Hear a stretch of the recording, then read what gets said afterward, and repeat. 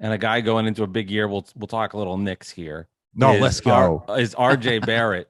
And Alex and I get on this a lot because I like RJ Barrett. I think he's an ascending good player to the star level. Alex has him already at the star quality in the league. Go for it. No, I want to hear. I want to hear from Alex. Let Alex say it. Well, we can talk. We can tell people what happened that preceded this. That me and you were texting about Donovan Mitchell trade, and I said I don't want to trade RJ Barrett for him, but I would trade literally everybody and everything besides him. Because I want to build up. I feel like we're hustling backwards by trading RJ Barrett. You and I texted literally all to the point where you called me. I was like, listen, I can't text call you anymore.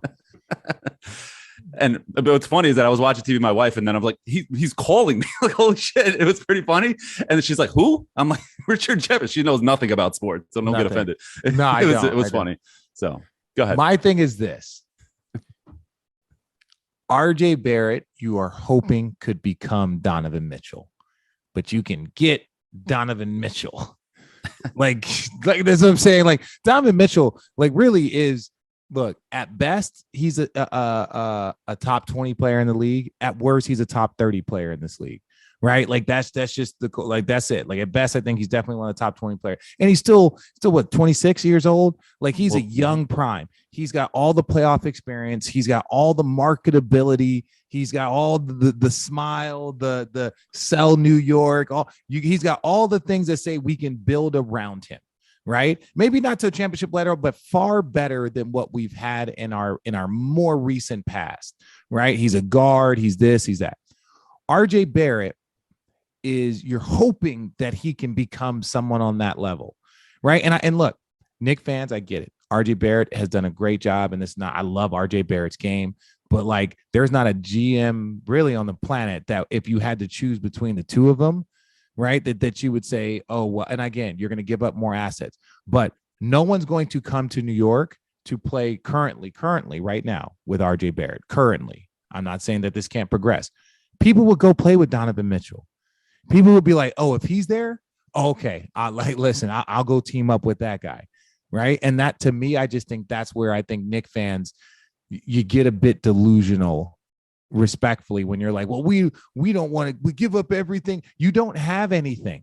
You don't have anything but RJ Barrett.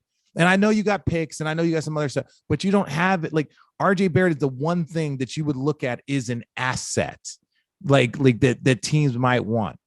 And I was also, told that I don't even know if Utah is going to want him, because Utah, if they're trying to get younger and want to try and do a full rebuild, they might not want a player that is going to want damn near a max contract next year. And RJ Barrett's good enough to win you games. So if that's not the direction that Utah's trying to go, maybe they don't want him and maybe you get to keep him, but you're going to have to give up every damn pick you got. And you might have to trade some players to get some more picks, especially when you look at what they got for Rudy Gobert. So all of your picks and some other picks might not be enough. So the Knicks, if you have a chance to get Donovan Mitchell, you get Donovan Mitchell. And we sound alike when you say that, the last few words you just said. When you have a chance to get Donovan Mitchell, get Donovan Mitchell. Because I've been arguing with Knicks fans who don't want to give up quickly, don't want to give up Toppin, don't want to give up Grimes. I'm like, are you crazy? All y'all are you crazy? Go. All y'all can go. You saw Brandon Ingram was better than every one of those players. Every one of those players. Brandon Ingram left LA because Anthony Davis is that dude, right? Yep. And look, say what you want about Anthony Davis. Anthony Davis is that dude. He's a 25-12 guy, right? He's that dude.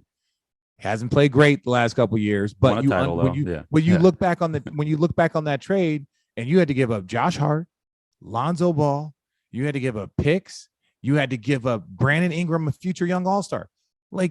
Think about that. You don't want to give up Brandon Ingram, but if you can get Anthony Davis, you better. And Anthony Davis was 26 years old at the time. That's the move you make. That's where the thing with New York. If you have an opportunity because you haven't gotten free agents, that's just the way. Not to the tier of which I think oftentimes you guys have believed or you have been sold that you guys should. Thank you. And so that's why I would that's what it is. I don't the like argument though, real quick. Sorry to cut you off. The argument is that Knicks fans are going to kill me if I don't say this, that the Lakers had LeBron already. So it's a little different. You know what I'm saying?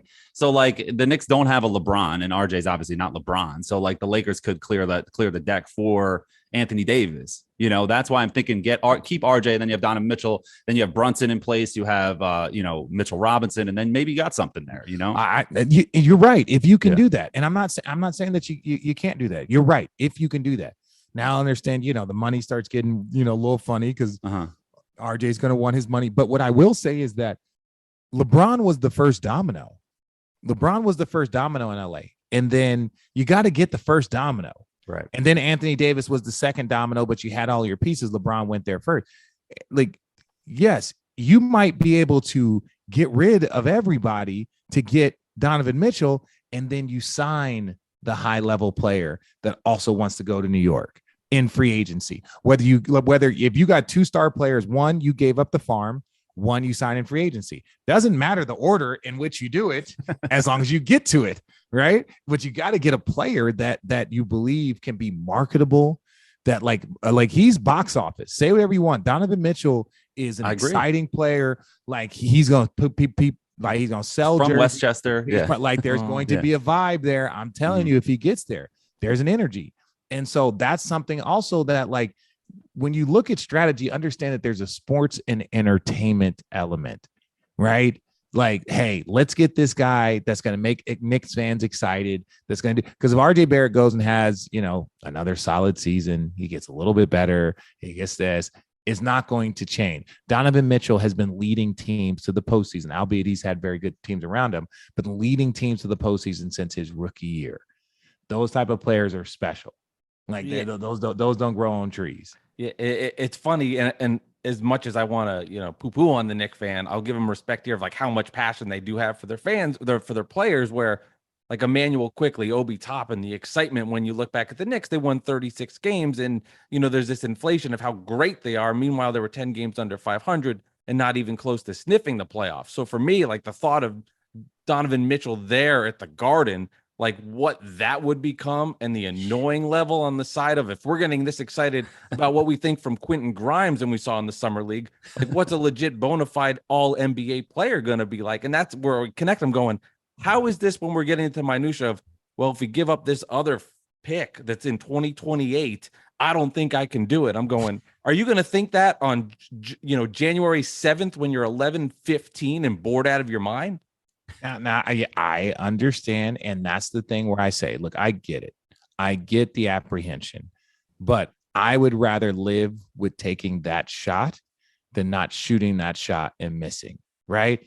Like that's the look, this is one of those shots.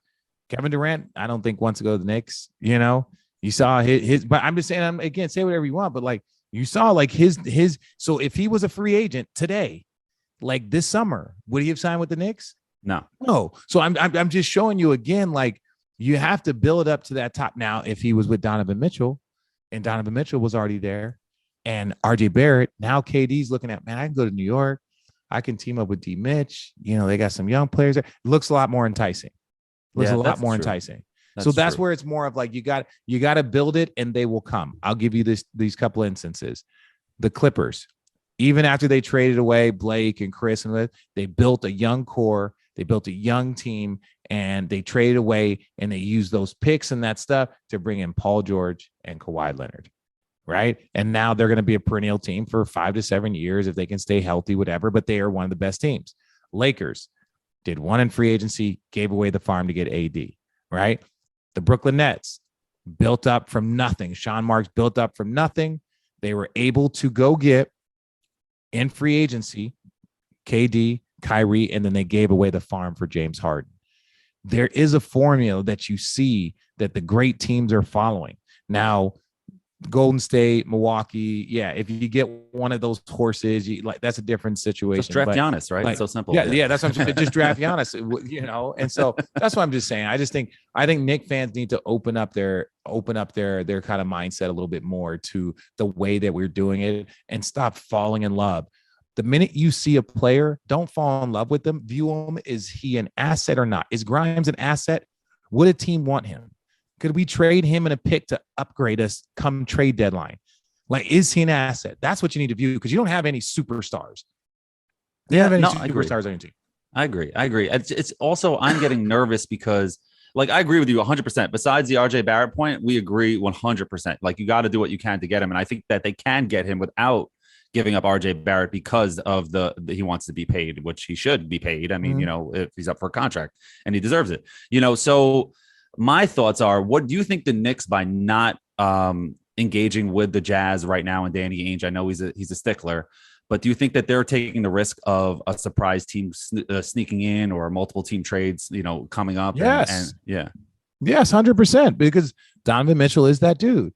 And Mhm. I understand Danny Ainge. But Danny Ainge is also doing the same thing that Kevin Durant, that Sean Marks is dealing with, where you have a top tier player. Teams are going to give their best offers, and you're going to say it's not good enough, and you're going to wait and see. You know, you're going to wait and see what, you know, what's going to happen, this and that. So I get it. That's part of it. Paul George, he had a chance to go to LA. LA could have traded for him. Right. When he was in Indiana, LA could have traded for him, and they didn't, because they thought that he wanted to come to LA and they could have got him in free agency. And they're like, why are we going to give up assets to go get him when we can get him in free agency? And then I think they believed that they could get Anthony Davis in free agency and then give up assets. And then that's how they were going to build their big three. Well, he decided to go to Oklahoma City. Yeah. He decided to resign with Oklahoma City. And in one of his statements, he said, look, you know, the Lakers had their chance to get me. And like, sometimes players want to be wanted. Don't tell me the price is too high for me. Right. But then you want me in free agency at the max contract, but you didn't want to give up that extra first round pick for me. Players take that shit personally. Yeah. Right. Like, you don't want to give it, you know, so it's like, oh no, this team believed in me. They're going to give up whatever they wanted to, whatever they had to get me. They believed in me. Players will invest in a franchise like that. That's like, hey, bro, you're here. We're going to be committed to you. We're going to build something. But if you sit back and all of a sudden you lose and he ends up in India, I was not saying, let's say you lose and he ends up in Houston for whatever reason, for a bunch of those young players. And Houston's like, hey, we'll start with him. And add him to the number, 3 pick or whatever. But if you don't do that, guy might look at the free agency market and it's like, no, like you guys had it. You guys could have got me. If you would have given up one more second round pick, now you want me to come play for you. Players remember that.